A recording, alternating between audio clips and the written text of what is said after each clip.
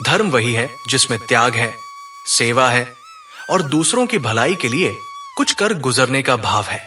अगर आपकी आस्था में करुणा जुड़ जाए तो हर कर्म पुण्य बन जाता है। कल्पना कीजिए, आपने पूरे दिन बिना अन्न और जल के एकादशी का व्रत रखा, मन, वचन और कर्म से पूरी निष्ठा दिखाई, लेकिन जैसे ही अगला दिन आता है, कोई आपको कहता है अब चावल का दान कर दो, तभी व्रत पूर्ण होगा। आप चौंक जाते हैं। क्या यह सच है? क्या एकादशी के व्रत का संबंध चावल दान से है?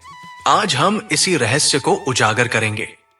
क्या आप जानते हैं एकादशी के अगले दिन चावल का दान क्यों किया जाता है? एकादशी का व्रत सिर्फ उपवास नहीं होता, ये आत्मशुद्धि, संयम और भगवान विष्णु की कृपा पाने का एक माध्यम होता है।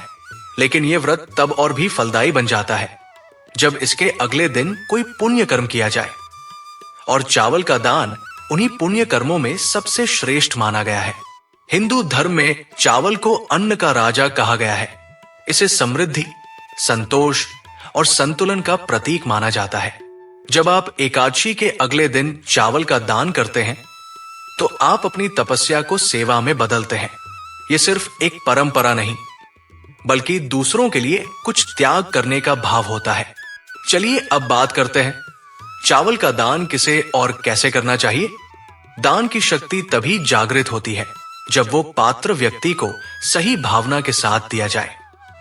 एकादशी के अगले दिन चावल का दान वृद्ध, असहाय, ब्राह्मण, गायत्री उपासक या किसी भूखे व्यक्ति को किया जाना चाहिए।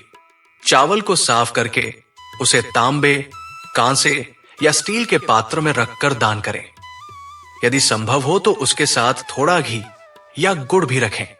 यह शुभ संकेत माना जाता है। दान करते समय मन में यह भावना होनी चाहिए कि हे नारायण, मैंने जो भी तप किया है उसका फल सबके हित में अर्पित कर रही हूं। अब जानते हैं क्या बिना चावल दान किए व्रत अधूरा रह जाता है? धार्मिक दृष्टिकोण से देखा जाए तो दान अनिवार्य नहीं बल्कि अत्यंत फलदायी माना गया है। यदि कोई व्यक्ति असमर्थ है या परिस्थिति ऐसी है कि चावल दान संभव नहीं है, तो वो किसी अन्य रूप में भी सेवा कर सकता है, जैसे भूखे को भोजन करवाना, मंदिर में अन्न दान देना या किसी साधु को अन्न भेंट करना। भगवान भावना के भूखे होते हैं, परंपरा के नहीं। लेकिन यदि आपके पास सामर्थ्य है और आप व्रत की पूर्णता चाहते हैं, तो चावल का दान सबसे उत्तम माना गया है। क्या आप जानते हैं चावल का दान किस समय करना चाहिए? सबसे शुभ समय प्रातःकाल होता है, खासकर सूर्योदय के बाद और दोपहर से पहले। इस समय जब आप चावल का दान करते हैं तो उसकी ऊर्जा पूरे दिन के पुण्य में बदल जाती है। शास्त्रों में लिखा है कि प्रातः काले दत्त दाना सहस्त्र गुण फल प्रदान, यानी सुबह दिया गया दान 1000 गुना फल देता है।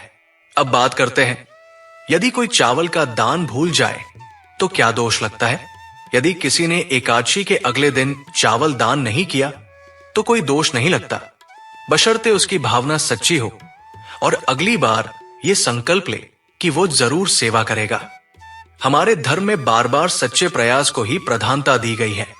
एक भूल से पुण्य नष्ट नहीं होता।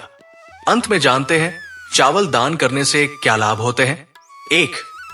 परिवार में सुख शांति और समृद्धि बढ़ती है। 2.